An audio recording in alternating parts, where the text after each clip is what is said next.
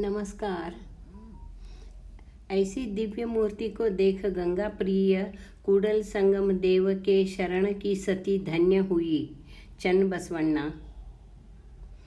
राजमहल में अर्थ विभाग में बसवण्णा काम पर लगे।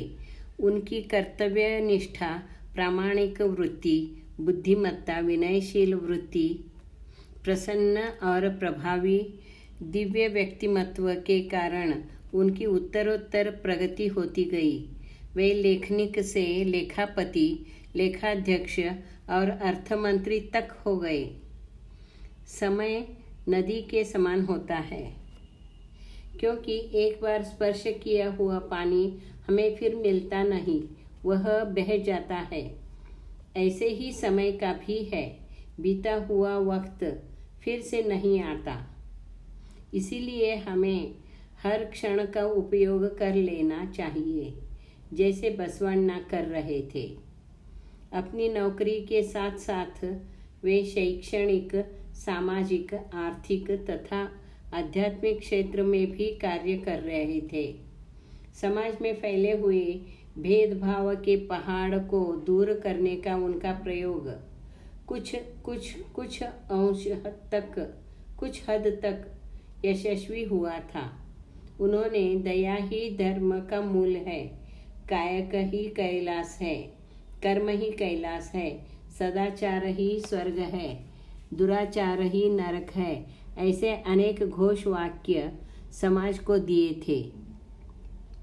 आलसी और दाम्भिक समाज को कर्म प्रवृत्त किया था। जिसे अपने सपनों पर विश्वास होता है वही जिंदगी में कामयाब होता है। अपने कर्तव्य और नव समाज निर्मिति के सामने सच करते करते बसवण्णा कब बसवदेव और बसवेश्वर हो गए, इस बात का खुद उन्हें भी पता नहीं चला। दिन के 24 घंटे भी उन्हें कम पड़ते थे। उनके दिन की शुरुआत ब्रह्म मुहूर्त पर शुरू होकर आधी रात को खत्म होती थी और किशोरावस्था में गंगा ने देखे हुए अपने सपने सच करने में वह जुटी थी। अपनी हर एक कल्पना सच्चाई के धरातल पर लाने में गंगा जी जान से जुटी थी। वह जो भी करती थी वह पूर्ण आत्मसमर्पण भाव से करती थी। यह उसका स्वभाव ही था। उसका दिन बसवण्णा के उठने से पहले शुरू होकर बसवण्णा के सोने के बाद ही समाप्त होता था। रसोई का काम पूरा करके अक्का नागम्मा के साथ बसव कार्य के लिए अर्थात समाज कार्य के लिए जाती थी। इस तरह गंगा पूर्ण रूपेण बसवमय बनी हुई थी और वह बसव सती शरणी पद पर अर्थात षटस्थल के सोपान चढ़ती जा रही थी।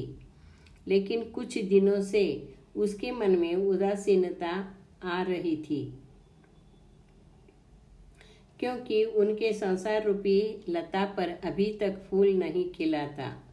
लेकिन कूडल संगम देव की इच्छा ऐसे मन को समझाकर वह अपनी उदासीनता दूर करने का प्रयत्न करती थी और अपने कार्य में अपने को व्यस्त रखती थी। इतना ही नहीं, उन्हें अपने पति के असीम उत्साह, कर्तव्य निष्ठा का और उनकी अथक मेहनत देखकर आश्चर्य और कौतुक भी होता था। वे हमेशा सराहती थी। उनका यह वचन देखिए, मादलांबिका नंदन मनोभाव से भक्ति कैसे करते हैं। मादरस का मोहक पुत्र बिज्जल के महल में मनोभाव से न्याय का निर्णय कैसे करते हैं।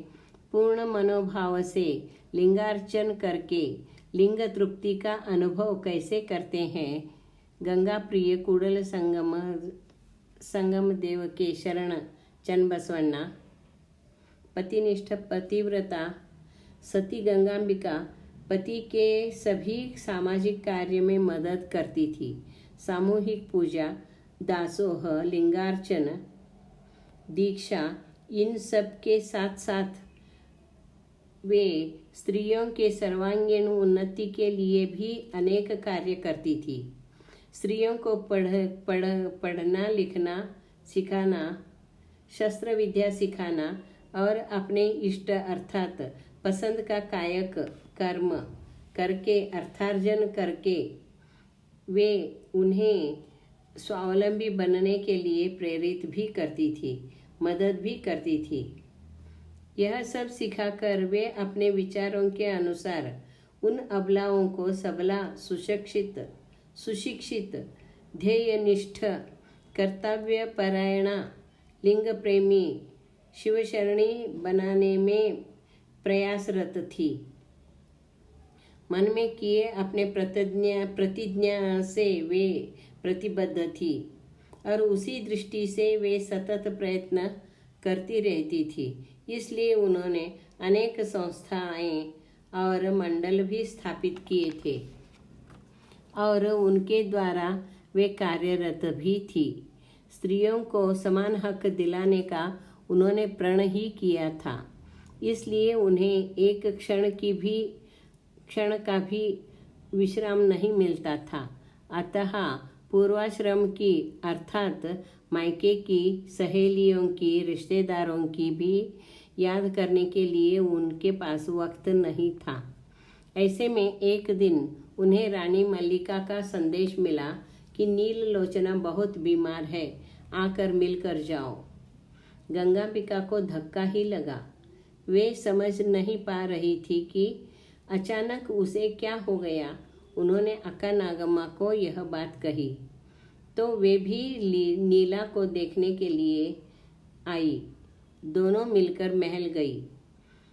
नीललोचना को देखते ही दोनों समझ चुकी कि यह व्याधि शारीरिक नहीं बल्कि मानसिक है, प्रेम रोग है।